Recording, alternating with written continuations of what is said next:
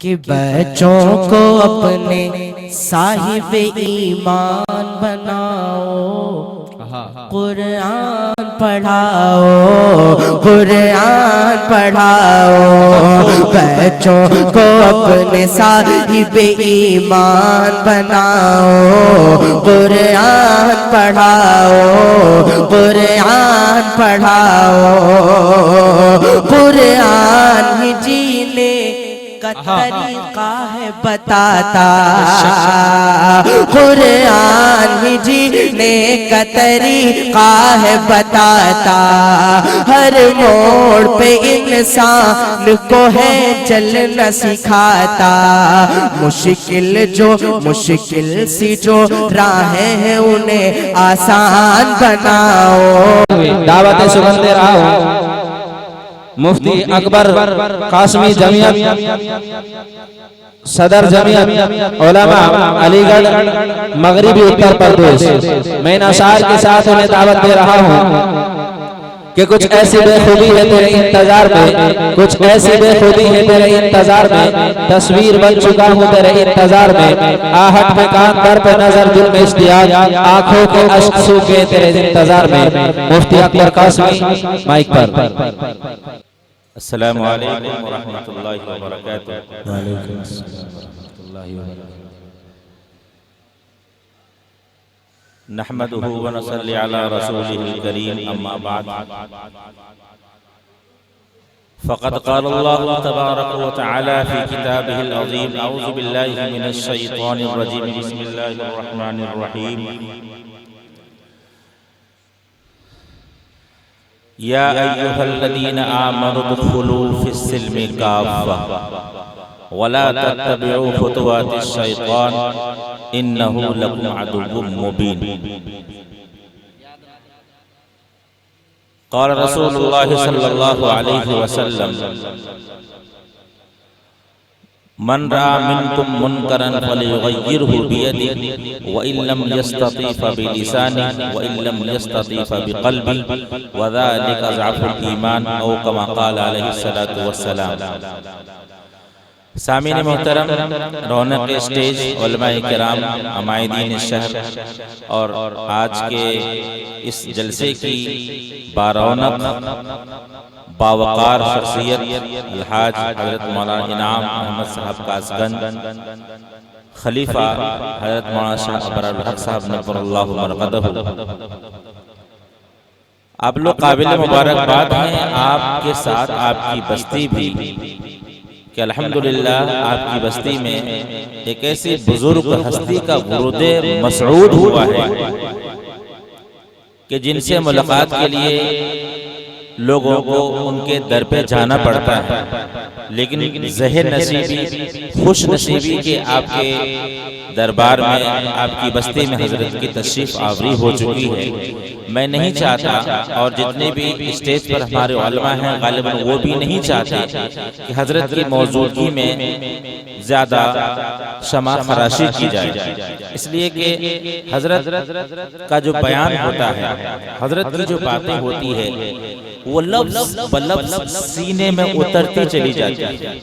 اللہ نے وہ روحانیت عطا کی ہے، اللہ نے وہ صلاحیت عطا کی ہے کہ حضرت جب گفتگو کرتے ہیں تو ایسا لگتا ہے کہ لفظ بلفظ، ایک ایک لفظ جو ان کی زبان سے نکلتا ہے، ایک ایک بات جو ان کی زبان سے نکلتی ہے، ایسا لگ رہا ہے بالکل دل پر نقش ہوتا چلا جاتا ہے۔ بزرگوں کا دیکھنا، علماء کا دیکھنا، یہ عبادت ہے۔ بزرگوں اور علماء سے ملنا بھی عبادت ہے۔ آپ لوگ حضرت سے جب مصافحہ کریں گے تو آپ کو اندازہ لگ جائے گا، میں جتنا کہہ رہا ہوں اس سے کہیں زیادہ آپ کو اندازہ لگے گا جب آپ ان کی باتوں کو سنیں گے۔ بہرکیف ہمارا خیال اور ہمارا موڈ بھی نہیں تھا کہ ہم آپ کے سامنے کچھ باتیں کریں، کیونکہ 10 یا 15 یا 20 منٹ میں بات جو ہوتی ہے وہ اتنا لطف نہیں آتا ہے، کم سے کم 1 یا 1.5 گھنٹہ ہو تو مزہ آتا ہے، تو جب مشین گرم ہوتی ہے تو وقت پورا ہو جاتا ہے۔ بہرکیف جمعیت علماء ضلع علی گڑھ کے صدر حضرت مولانا شاہ محمد صاحب قاسمی، جو مستقل 4 یا 5 سال سے وہ پریسیڈنٹ کے عہدے پر فائز ہیں، وہ ہمارے سامنے جلوہ فروز ہے، ان کا بھی بیان ہونا ہے۔ الحمدللہ میں تو ایک طالب علم ہوں، میرے کہے دوستو جب حاضر ہو گیا ہوں، نام جب پکار دیا ہے تو کچھ دل کی ایک تڑپ، دل کی ایک کڑھن جو میں نے ایگزارب کیا، جو میں نے محسوس کیا ہے، وہ میں آپ کے سامنے رکھنا چاہتا ہوں۔ مجھے صرف غالباً 15 منٹ کا ٹائم دیا گیا ہے۔ علامہ اقبال کا ایک شعر ہے، طوفان کر رہا تھا میرے عزم کا طواف، طوفان کر رہا تھا میرے عزم کا طواف، اور دنیا سمجھ رہی تھی کشتی بھور۔ قرآن کریم کے اندر اللہ تبارک و تعالیٰ نے ایک آیت ذکر فرمایا ہے، یا ایھا الذین آمنوا ادخلوا، اے وہ لوگوں جن لوگوں نے ایمان لایا، اے وہ لوگوں جو 5 وقت اللہ کا ذکر کرتے ہو، اے وہ لوگوں جن کا نام عبداللہ، عبدالرحمن، عبدالکریم، عبدالجبار، عبدالستار، عبدالغفار نہ جانے کیا کیا ہے، اور اے وہ لوگوں جنہوں نے اپنا نام زینب، رقیہ، کلثوم، فاطمہ نہ جانے کیا کیا ہے۔ سن لو، اللہ نے ایمان والے کو ایمان کی نسبت دے کر کے پکارا ہے، یا ایھا الذین آمنوا، اے ایمان والو، مندر میں گھنٹا بجانے والوں سے نہیں کہا، مختلف خداؤں کو پوجنے والوں سے نہیں کہا، مختلف خداؤں کے ماننے والوں سے نہیں کہا، سن لو جس کا نام عبداللہ، عبدالرحمن ہے، جن کا نام زینب، رقیہ، کلثوم ہے، اللہ نے ایمان والوں کو ایمان کی نسبت دے کر، ایمان کا واسطہ دے کر کے کہا، یا ایھا الذین آمنوا، اے وہ لوگ جن لوگوں نے ایمان لایا۔ سمجھ لو، سوچ لو، ایمان ہم نے اور آپ نے لایا ہے، اور ہم سب لوگ اس کے مخاطب ہیں۔ اللہ تبارک و تعالی ہمیں مخاطب کر کے فرما رہا ہے۔ اب اس کو یوں سمجھیے، اگر کسی گاؤں کا کوئی پردھان ہے، پردھان کا بیٹا بھی پردھان ہوتا ہے، بھئیہ اس سے کچھ میں کہہ دیو، پردھان کا بیٹا، پردھان کا للہ ہے، وہ سیدھے جیل پہنچا دے گا۔ تو باپ چونکہ پردھان ہے تو باپ کی نسبت سے بیٹے کی بھی اہمیت بڑھ جاتی ہے۔ تو قرآن میں اللہ تبارک و تعالیٰ نے قرآن کے اندر ایمان والوں کو ایمان کی نسبت دے کر کے کہا، یا ایھا الذین آمنوا، کتنا پیارا نسبت ہے، اے ایمان والو، اے ایمان والو، کس ایمان والے سے اللہ نے کہا، کس ایمان والے کو مخاطب اللہ نے کیا ہے، ان کا ذکر قرآن کریم میں فرمایا، اولئک ھم الراشدون، وہ لوگ جو کامیابی کے بلند مقام کو پہنچ گئے، اولئک ھم الفائزون، اولئک ھم المفلحون، اولئک ھم المہتدون۔ مراد وہ صحابہ ہے جن صحابہ نے اپنے سارے کام اپنے رب سے پورا کروایا تھا، اور آج ہم اسی صحابہ کے ماننے والے ہیں، آج ہم اسی صحابہ پر مر مٹنے والے ہیں، آج ہم اسی صحابہ کا نام لینا ہے جس صحابہ کے بارے میں نبی نے فرمایا،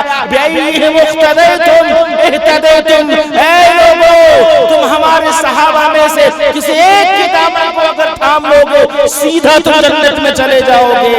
ایسا ایمان بنانے کے لیے اللہ نے کہا، یا ایھا الذین آمنوا، اے ایمان والو، یا ایھا الذین آمنوا، اے قرآن پڑھنے والو، ادخلوا فی السلم کافہ، آ جاؤ اسلام کے اندر، داخل ہو جاؤ اسلام کے اندر مکمل طور پر، آدھا تیتر آدھا بٹیر نہیں، آدھا ادھر آدھا ادھر نہیں، بلکہ مکمل طور پر تم اسلام میں داخل ہو جاؤ۔ ادخلوا فی السلم کافہ ولا تتبعوا خطوات الشیطان، اے لوگو، اے مسلمانوں، اے رامپور کے مسلم خواتین، بچی اور بچیوں، اے نوجوانوں، سن لو، یہ قرآن کا پیغام ہے، کسی مولوی کے لٹریچر نہیں ہے، کسی افسانہ نگار کا افسانہ نگاری نہیں ہے، بلکہ وہ قرآن فرما رہا ہے، وہ رب العالمین کا کلام ہے۔ ادخلوا فی السلم کافہ، اس میں پوری شریعت آ گئی ہے۔ کیا خدا صرف مسجد میں ہے؟ کیا خدا صرف مدرسے میں ہے؟ کیا خدا صرف مکتب میں ہے؟ کیا خدا صرف عید کی نماز پڑھتے وقت ہے؟ کیا خدا صرف جنازے کے وقت ہے؟ جی نہیں، خدا 24 گھنٹہ ہر وقت ہمیشہ ہر جگہ موجود ہے، خدا کبھی غائب نہیں ہو سکتا۔ جب خدا ہر جگہ موجود ہے، اس کا یقین ہم سب کو ہے نا؟ ارے بولو نا بھائی، ہے؟ ہاتھ اٹھا کر بولیے، ہم سب کو یقین ہے خدا ہر جگہ موجود ہے۔ اور جب خدا ہر جگہ موجود ہے، ایک دکاندار جس کا نام عبد الجبار ہے، ایک ڈھکیل والا جس کا نام عبد الستار ہے، جب وہ کسی چیز کو تولتا ہے تو وہ گھٹا کے دے دیتا ہے، جب وہ کسی چیز کو وزن کرتا ہے کم کر کے دیتا ہے۔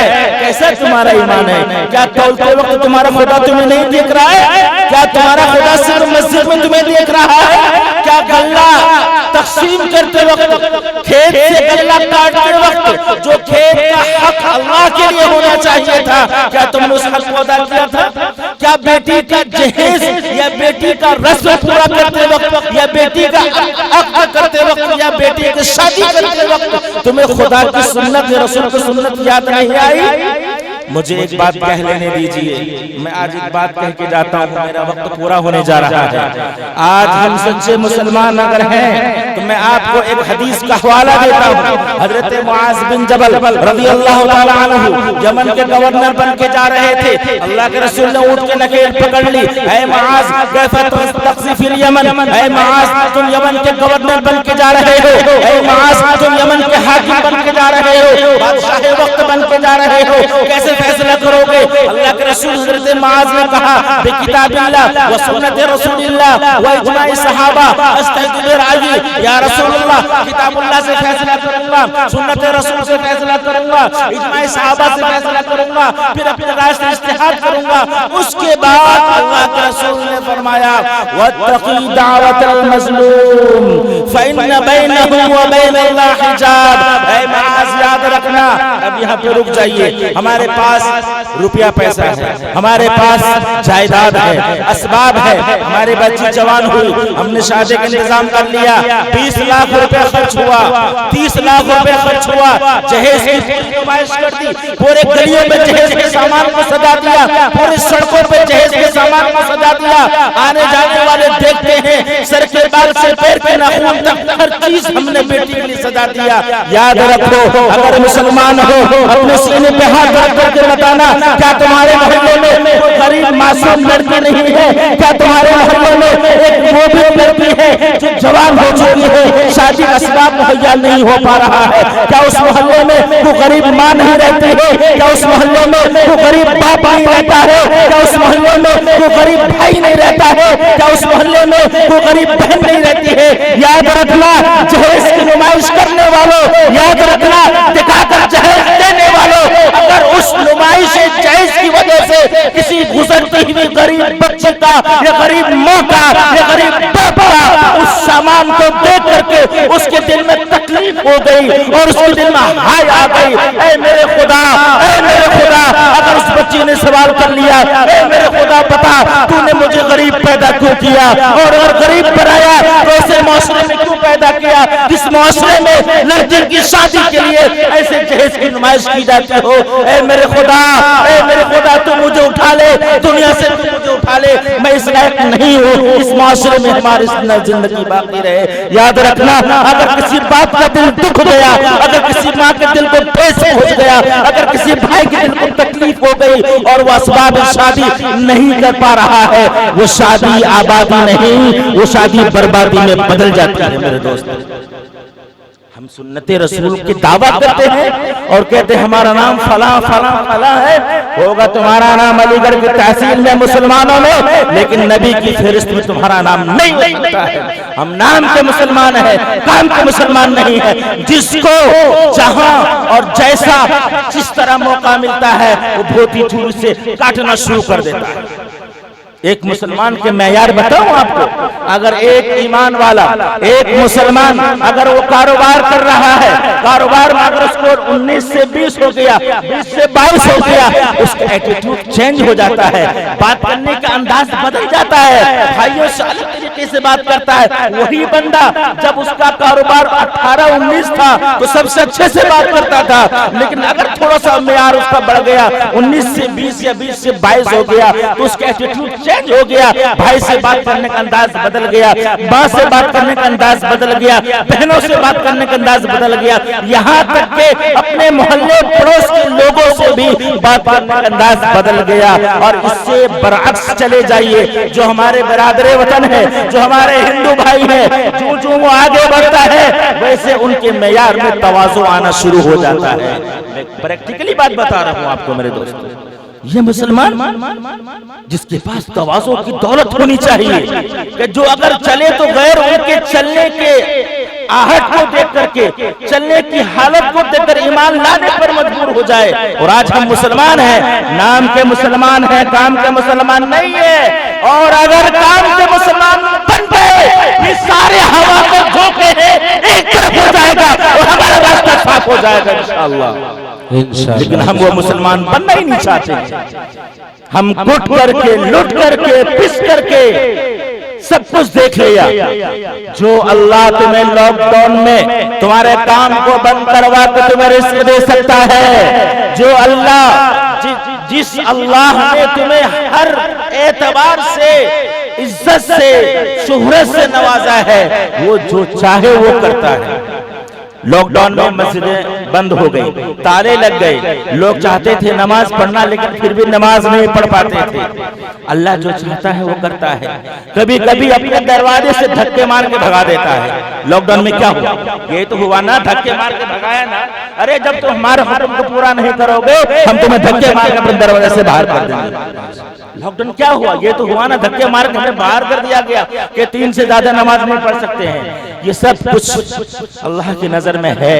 اور ہم آج بھی وقت ہے, ہم اگر چاہیں صرف آپ لوگ مخاطب نہیں ہیں, پوری امت مسلمہ مخاطب ہے. پوری دنیا اسلام اور ہر اسلام کو مٹانے کے لیے تلی ہوئی ہے. ہر شخص صبح اٹھتا ہے اسلام کے خلاف زہر اگلتا ہے. ہر انسان مسلمان کو, اسلام کو, قرآن کو مٹانے کے لیے تلا ہوا ہے. لیکن نہیں, وَتُعِزُّ مَن تَشَاءُ وَتُذِلُّ مَن تَشَاءُ. اسلام کی فطرت میں قدرت نے لچک دی ہے, اتنا ہی یہ ابھرے گا کتنا کہ دباؤ گے. الاسلام یعلو ولا یعلا. مٹ گئے اسلام کو مٹانے والے, کہو برباد ہو گئے اسلام کو مٹانے والے. لیکن آج بھی اسلام باقی ہے اور کل بھی اسلام باقی رہے گا اور تا قیامت اسلام باقی رہے گا انشاءاللہ. لیکن شرط ہے ہم سب لوگ اپنے ایمان کے معیار کو پہچاننے والے بن جائیں. مخاطب صرف ہم سب آپ لوگ نہیں ہیں بلکہ پوری امت مسلمہ مخاطب ہے. کچھ نہیں ہے, بس 2 چیزوں پر آپ عمل کر لیجئے. ایک تو رزق حلال, کہ حلال طریقے سے رزق خود آپ کمائیں اور اپنے بچوں کو حلال کھانا کھلائیں, اور اللہ سے گریہ و جاری کریں, اللہ سے لو لگائیں. جس کے پاس سپر پاور جیسی طاقت کلمہ ہو, لا الہ الا اللہ محمد الرسول اللہ, یہ وہی کلمہ ہے جس کلمے کو جب صحابہ نے پڑھا تو نہ جانے کیسے کیسے انقلاب آ گیا. اور آج وہی کلمہ ہمارے پاس ہے, ہم پڑھتے ہیں تو سروں کو اوپر بھی نہیں جاتا. تو کیا مطلب ہوا؟ مطلب یہ ہے کہ کلمے کی جو اصل روحانیت ہونی چاہیے وہ روحانیت کلمے سے نکل چکی ہے. ایمان کا جو ڈر ہونا چاہیے, جو خوف ہونا چاہیے, اللہ سے جو تخوف کا مسئلہ ہونا چاہیے, وہ ہمارے اندر سے نکل چکا ہے. ارے جو ہوگا دیکھا جائے گا. اس پر ایک بات یاد آ گئی, ہمارا وقت پورا ہو چکا ہے. لوگ کہتے ہیں نا, ارے جو ہوگا دیکھا جائے گا, مرنے کے بعد کون کس کو دیکھ رہا ہے, کہتے ہیں نا, چاچا کہتے ہیں نا, سب لوگ کہتے ہیں. ہماری تمہاری زبان ہے, کون کس کو دیکھ رہا ہے, جو ہوگا تو دیکھا جائے گا, اس لیے جو چاہو وہ کرو. قرآن نے کہا وَفِي جَنَّاتٍ يَتَسَاءَلُونَ عَنِ الْمُجْرِمِينَ مَا سَلَكَكُمْ فِي سَقَرَ قَالُوا لَمْ نَكُ مِنَ الْمُصَلِّينَ وَلَمْ نَكُ نُطْعِمُ الْمِسْكِينَ وَكُنَّا نَخُوضُ مَعَ الْخَائِضِينَ حَتَّى أَتَانَا الْيَقِينُ إِلَى آخِرِ الْآيَةِ. جنتی لوگ جنت کی کھڑکی سے ان لوگوں کو دیکھیں گے جہنم میں, پھر ان کے بارے میں کہیں گے, عن المجرمین, ان مجرموں کے بارے میں سوال کریں گے, ما سلککم فی سقر. ارے گڈو بھائی, تمہارا تو بڑا نام تھا گاؤں میں بھائی, ایک فون پہ پورا پرشاسن ہل جایا کرتا تھا. ایک فون پہ جو ہے بڑی بڑی گاڑیاں اور لال بتی کالی بتی والے گاڑیاں تمہارے دروازے پہ جایا کرتی تھی، آج کیا ہوا کہ تم وہاں ہو اور میں یہاں ہوں؟ ایک دوسرے سے سوال کریں گے، ایک دوسرے کو دیکھیں گے۔ جس نے اس دنیا میں حکم ربانی کو پورا نہیں کیا، جس نے اس دنیا میں ٹھنڈے موسم میں ٹھنڈے پانی سے وضو کر کے اپنے رب کو یاد نہیں کیا، انفیکٹ تمام وہ چیزیں جس نے اس دنیا میں رب کو راضی نہیں کیا اور دنیا کی نظروں میں وہ غریب، لاچار، مجبور، پھٹے ہوئے کپڑے، ٹوٹے ہوئے چپل اور پتہ نہیں دیگر ضروریات زندگی کوئی سامان ان کے پاس نہیں تھا، لیکن وہ رب کی نظر میں محبوب تھا، تو وہ بندہ آخرت میں جنت سے سوال کرے گا ان لوگوں کے بارے میں، ما سلککم فی سقر، کیا ہو گیا ان کو؟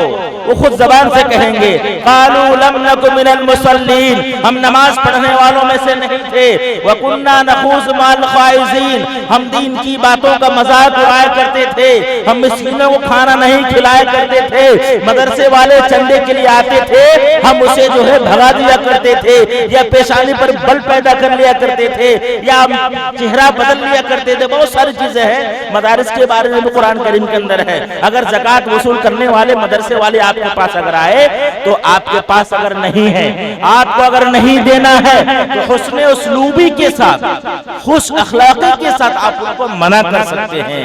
اگر آپ نے ان کو دیکھ کر پیشانی پر بل پیدا کر لیا، آپ کے بل پیدا ہو گئے، یاد رکھنا قرآن نے کیا کہا؟ پھر کہو گے مفتی صاحب جو ہے اپنے مطلب کی بات کرتے ہیں، نہیں، میں اپنے مطلب کی بات نہیں کر رہا ہوں، میں آپ کو آگاہ کر رہا ہوں۔ قرآن کریم میں فرمایا اگر زکوٰۃ وصول کرنے والا خواہ وہ مدارس کا ہو یا وہ کسی بھی انسٹیٹیوٹ کا ہو، وہ مستحق کے زکوٰۃ ان کے پاس لوگ رہتے ہیں، زکوٰۃ کے مصارف ہیں، اگر زکوٰۃ وصول کرنے والا آپ کے پاس آئے اور اگر آپ نے پیشانی پر بل پیدا کر لیا، قرآن نے کہا فَتُقْوَى بِهَا جِبَاهُهُمْ وَجُنُوبُهُمْ وَظُهُورُهُمْ، تو تمہاری پیشانی کو اور تمہاری پیٹھ کو داغا جائے گا جہنم کی آگ سے۔